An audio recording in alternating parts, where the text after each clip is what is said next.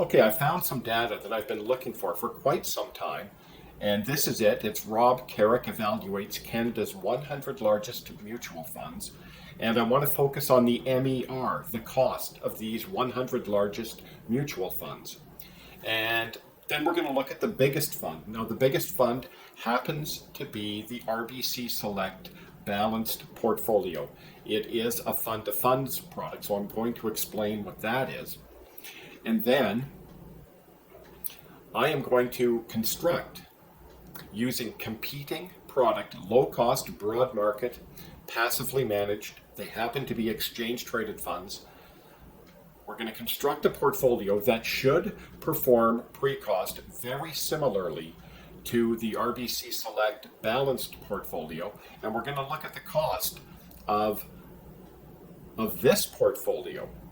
And then we're going to see the effect of 190 basis point cost reduction on portfolio value in the long term. Now remember, pre-cost return isn't what you get. You get after cost return. So if you reduce your cost factor, your after cost return rises. And what effect does this have in the long term? So that's what we're going to do today. So let's jump in. Okay, let's go. Let's get into this. So have a look at this table. Rob Carrick evaluates Canada's 100 largest mutual funds. Okay, so he defines largest as per client assets. So the bigger the fund, the more likely it's near the top. And the smaller the fund, more likely it's near the bottom. And many funds don't make the list. There are more than 100 mutual funds offered to Canadian investors in Canada. So now the reason I'm showing you this is that I mention a 2 percentage point cost factor often. And I really haven't provided any evidence of this. So this is the evidence. So let's scroll down the list a little bit. Top fund in Canada is the RBC Select Balanced Portfolio Series. It has, as of December 31st, 2017, $28 billion in assets. It has an MER of 1.94, so that's the cost factor. MER equals cost, 1.94 percentage points, or 194 basis points. It's the same thing. Now I should say this. There are three types of funds. There's a bond fund. Bond funds invest in fixed income securities. Fixed income securities means interest earning investments.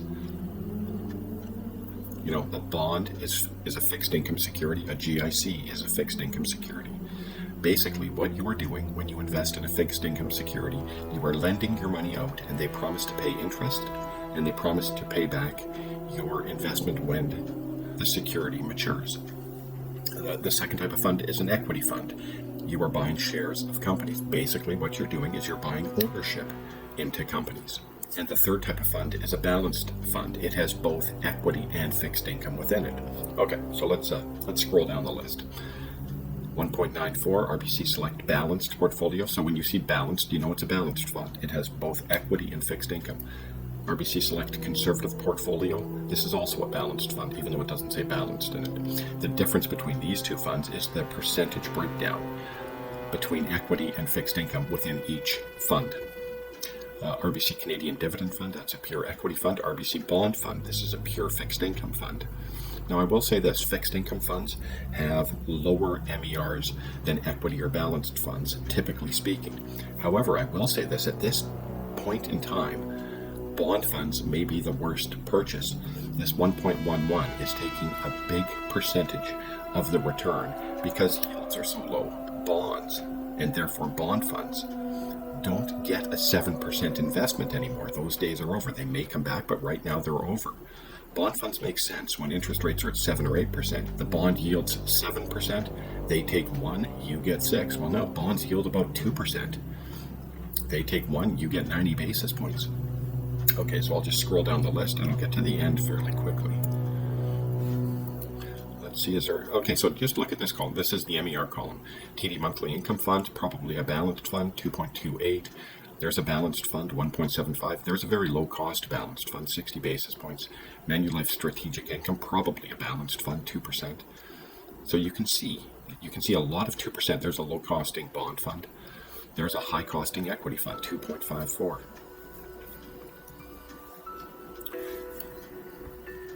Okay, 1.59, 2.02, 2.27, 2.15, 1.61, 1.73, 2.06, 2.41. Investors Group. If you have money invested in Investors Group, take a look at your MERs, because Investors Group has a reputation of charging high MERs.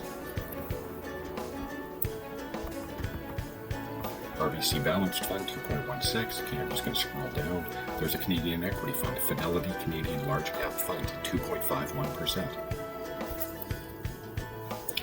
And let's just get right to the bottom. Okay, the assets as of December 31st, 2017, of the top 100 funds, 566 billion. Total mutual fund assets, so this is all mutual funds in Canada, 1.5 trillion. Here's what I want you to look at, averages. That is the average MER, 1.986. So it's basically 2%.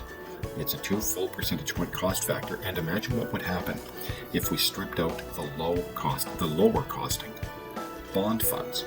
This would go up. I mean, very few people have a portfolio of bond funds, where very few people hold only a bond fund. If you're investing in a mutual fund, chances are you have a balanced portfolio, whether it's a balanced fund or a mix of equity and bond funds. Okay, so if we strip out the low-costing bond funds, this is higher than 2%, but it's at 2% right now. Okay. Top 100 percentage share of total fund assets, 38.4%. In this list, there is only one index fund, and it is, there it is, CIBC Canadian Short-Term Bond Index Fund.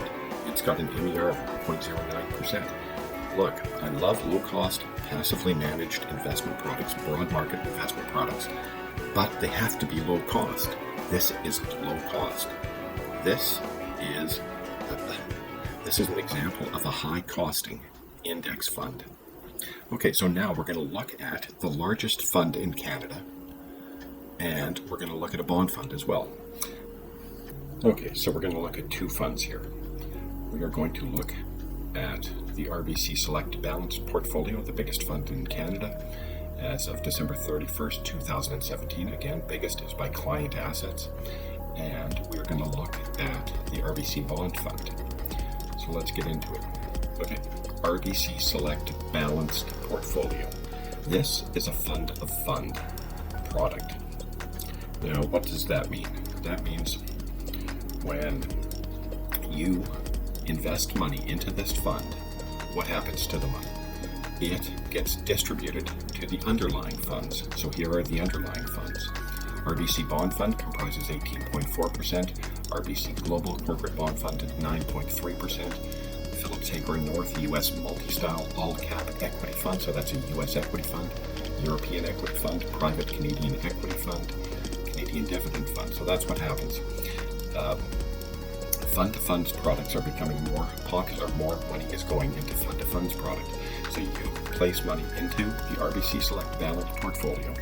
On your statement, you will see one entry. It will say RBC Select Balanced Portfolio, but your money is going into all these underlying funds. Now let me show you the RBC Bond Fund.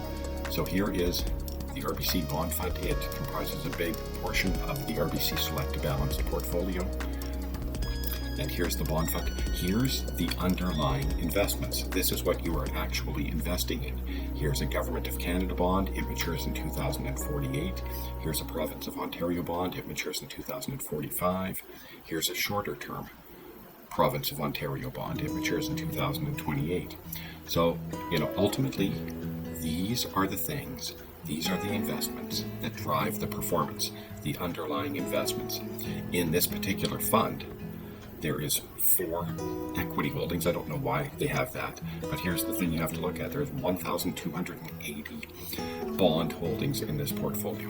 This is what a fund does. This is, if not the main benefit of a fund, it's one of the main benefits of a fund. With one purchase, you get exposure to all these underlying investments. Now, you could go out and buy these bonds on your own, but if you wanted to buy 1,280 bonds, you would need a lot of money. So that is one of the main benefits of investing in funds, any type of funds, whether it's an index fund or an actively managed mutual fund. Okay, so I digressed. So back to the RBC Select Balanced portfolio. Now I want to show you one thing here. Here is the cost factor, 1.94, 194 basis points. And I'm going to introduce the concept of trading expense ratio now, because that isn't the only cost. So here is RBC Select Balanced portfolio. This is a fund facts sheet. The TER is a little bit harder to find than the MER, but if you look, you can find it. So how much does it cost? Management expense ratio, 1.94%. This is the total of the fund's management fee, including the trailing commission and operating expenses, the administration fee, other fund costs, and taxes. GST and HST are in here. Trading expense ratio. These are the fund's trading costs. 6 basis points. Okay, so the total fund cost is 2 full percentage points, or 200 basis points. So, again, I use a 2 percentage point cost factor often in my videos. I'm not dreaming of that number, as we saw in the Rob Carrick article. Okay, so I want to talk about, where does this go? Where does the 1.94% go? RBC Global Asset Management collects the 1.94, and they send approximately 100 basis points to the financial advisor's firm. Now, in this case, the financial advisor is likely an RBC employee, but it doesn't have to be. Outside investment advisors, non-RBC investment advisors, can also offer this product to their clientele. Okay, so let's go with that example because it's a little more intuitive. So, and let's say it's an Asante advisor, a separate financial planning firm, Asante Asset Management. Okay, so the client invests in the fund. RBC Global Asset Management collects the, let's just call this 2%, collects the 2%. They send roughly 1/2 of that 2% to Asante to be shared with the financial advisor. RBC Global Asset Management would keep approximately 80 basis points, and that's their revenue. And the final 20 basis points is fund administration costs. Okay. The benchmark. Let's take a look at this. 43% of this fund, this is the benchmark, is the benchmark is 43% in the FTSE Canada Universe Bond Index and 2% in the FTSE Canada 30-day T-bill index. That's the fixed income portion of this product. And then the equity portion is 20% in US equity, 19% in Canadian equity, 12% in developed international, so largely Europe, Japan, Australia, and 4% in emerging markets. So this is the benchmark. This is how the fund manager will be judged. At the end of the year, what did this benchmark do? And you judge that against the performance of this fund. Now, they don't like to show the results of that evaluation. We will move on. Okay, I want to show you this. This fund has an inception date of December 1986, so that is 34 years, somewhere in that neighborhood. And it has a rate of return of 6.4%. Now this means if you invested in this fund when it was on inception date, and you still hold it, you would have received an average annual return of 6.4%. Now, as we know from other videos, that is an after-cost rate of return. That's what you actually received. Now, as we also know from other videos, if this number was 0, and pretend this number is 2. It is, because the TER is 6 basis points, so total cost is 2 full percentage points. If there was no cost, this number would be 8.4%.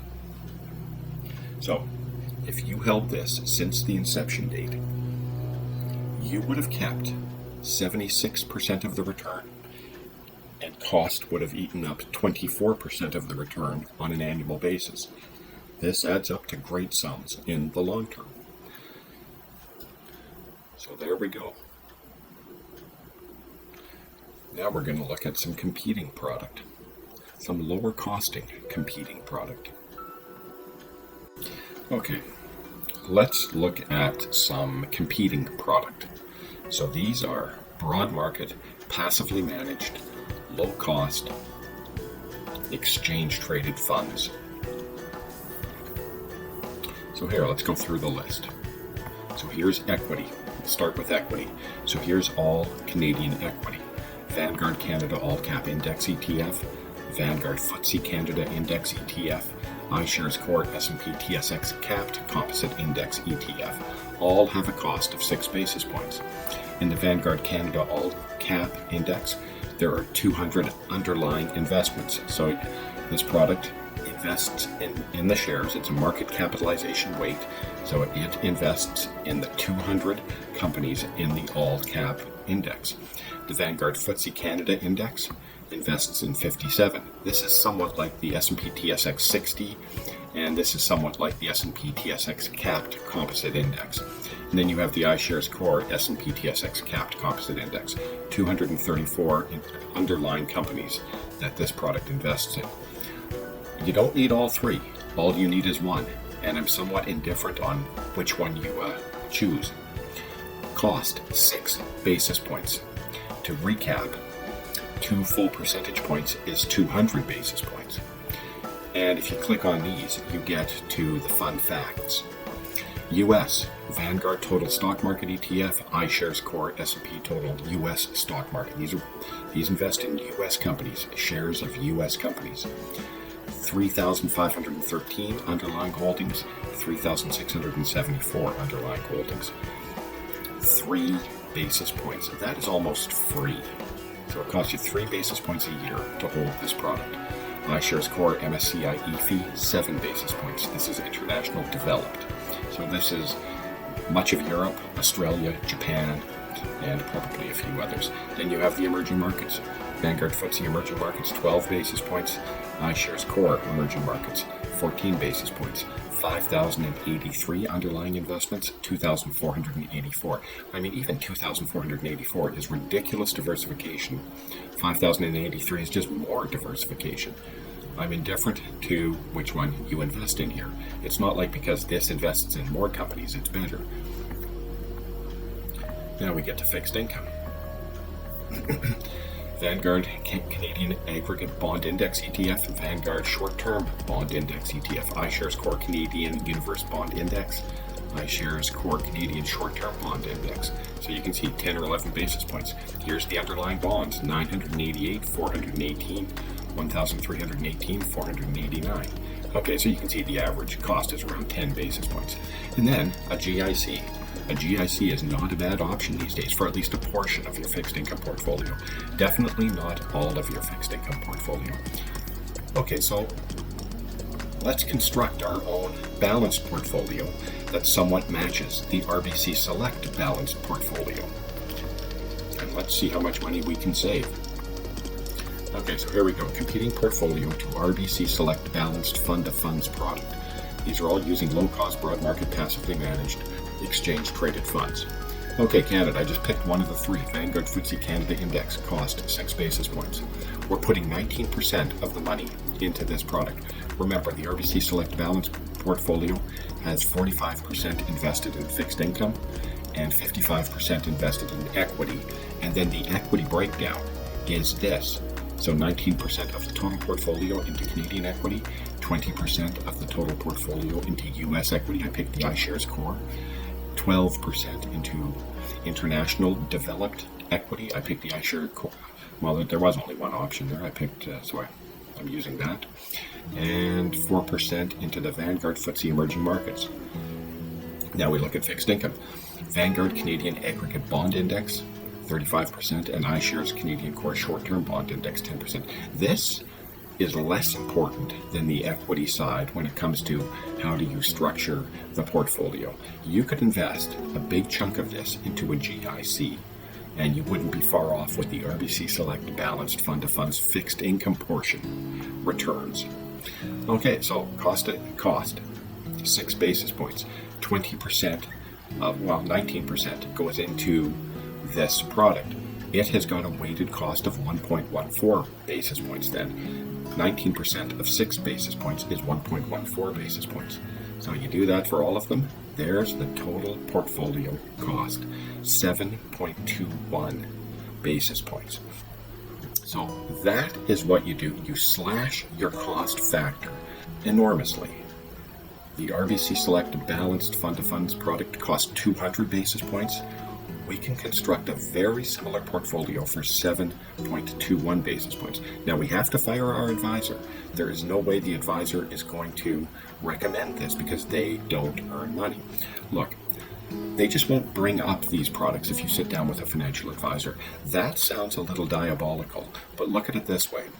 If you walk into a Ford dealership and describe to the salesperson what exactly you're looking for in a vehicle, they will never, ever come back to you and say, based on what you've told me, I think what you really need is a Chevy Blazer. That will never happen. And it doesn't happen in the investment industry as well. They will not talk about these products. The only way to get these products is to be your own financial advisor. Okay, so that's it, 7.21. RBC Select Balance costs 200 basis points. Let's see the effect of that. We know that the RBC Select Balanced Fund of Funds product has a long-term average annual rate of return that it has delivered to the clients after cost of 6.4%. So we're going to say we're going to add back the 200 basis points, and then we're going to subtract 10 basis points instead of 7.21, and see how that affects the value of our portfolio in the long term. So let's get into it. Okay, so let's take a look at this. Here's the calculator that shows the effect of small changes in rate of return. So let's have a look at this. Okay, so let's say there is a young man or a young woman, they're just starting their career and they're going to work for 35 years. So let's say they're 25 years old.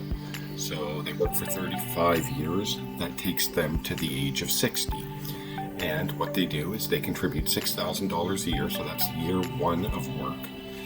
So they start with a zero balance, they contribute $6,000, it grows at 6.4%. That's the same long-term rate of return of the RBC Select Balanced portfolio that we looked at. So at the end of the year, they have in their account $6,384. That's the end of year balance. The end of year balance matches the new year balance next year.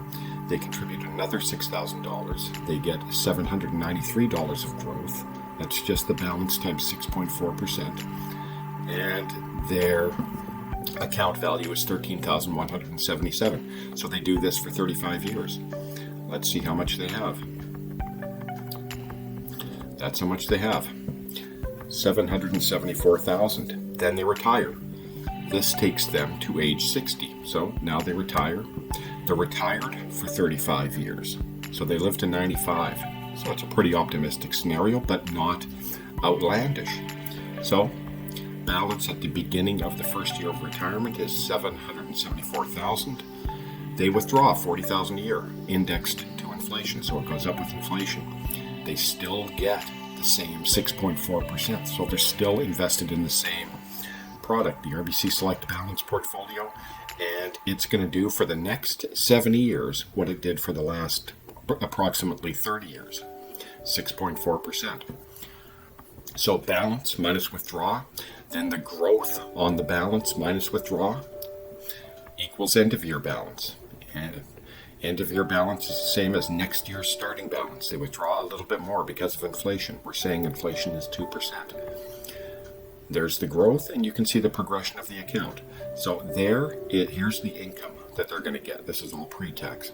The withdraw, index to inflation, CPP, we're estimating this. You would have to plug that number in yourself. It's a reasonable estimation. And this is roughly what you get for old age security these days. So this kicks in at 65 and it rises with inflation. Both CPP and OAS rise with inflation.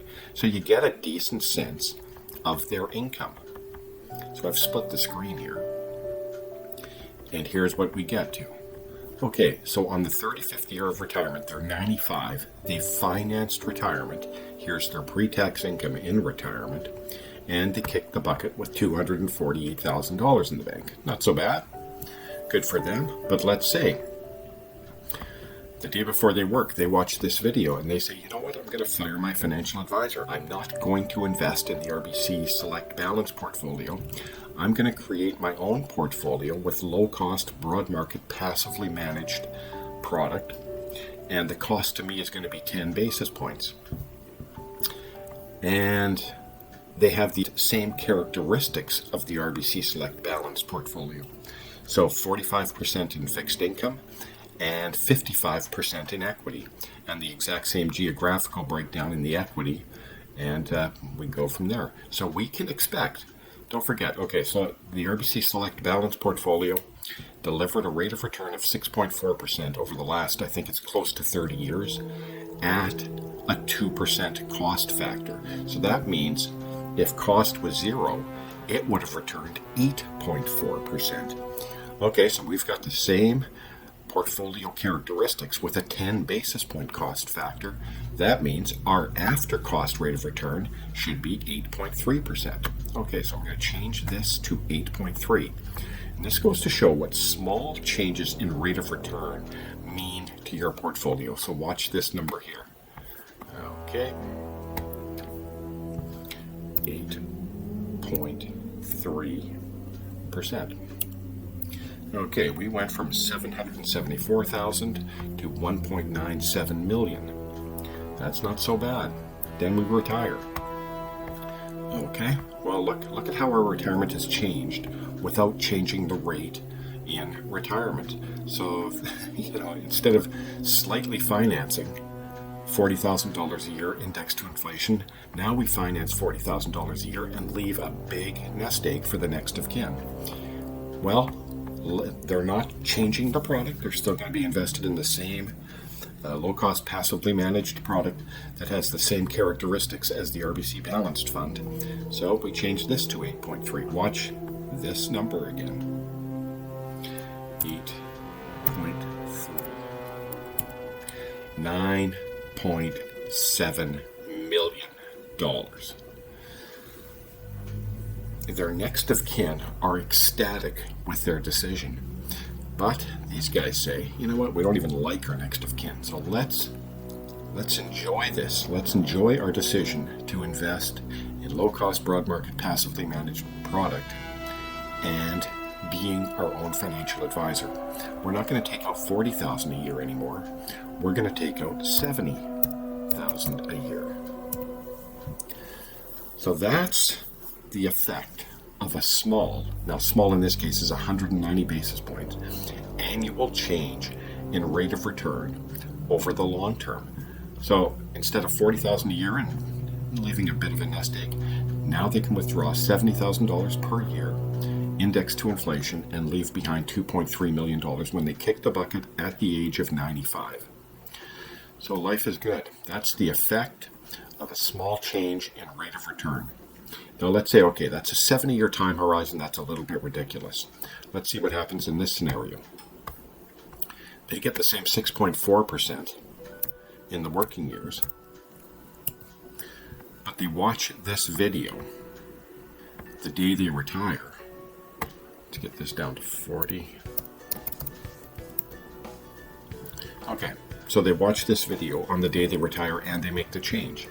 They get the same pre-cost rate of return as the RBC Select Balance portfolio, but the after-cost return is 190 basis points higher. It's the after-cost return that matters. That's your actual return. All the returns that are quoted in marketing literature or on the fund of funds sheet that we look at, those are all after cost. That's what you get. So, at 6.4, They leave 248,000 at 8.3. They leave 2.798 million. Now we can boost this. Let's give it a go. Let's try 50,000. Yeah, so they can boost their withdrawal rate to 50,000 indexed to inflation and still leave 341. But you know what? Let's say they love their next of kin. They leave it at 40,000. They pass on almost $3 million. That's the effect of small changes in rates of return on long-term portfolio value. It's enormous. Okay, let's wrap this up. We looked at MER data, cost data for the top 100 funds in Canada. We looked at the largest fund in Canada. That's the RBC Select Balance fund-to-fund product. This is an actively managed product. We looked at competing product. These were low-cost, broad market, passively managed, exchange-traded funds. And then we built a portfolio with similar characteristics to the RBC Select portfolio for 190 basis points less expensive. We then demonstrated the consequence over the long term of 190 basis point reduction in cost. And I think you would agree that the consequence is enormous. So I would say the case is overwhelming, and you better have a good reason to not be your own financial advisor. Thank you for watching.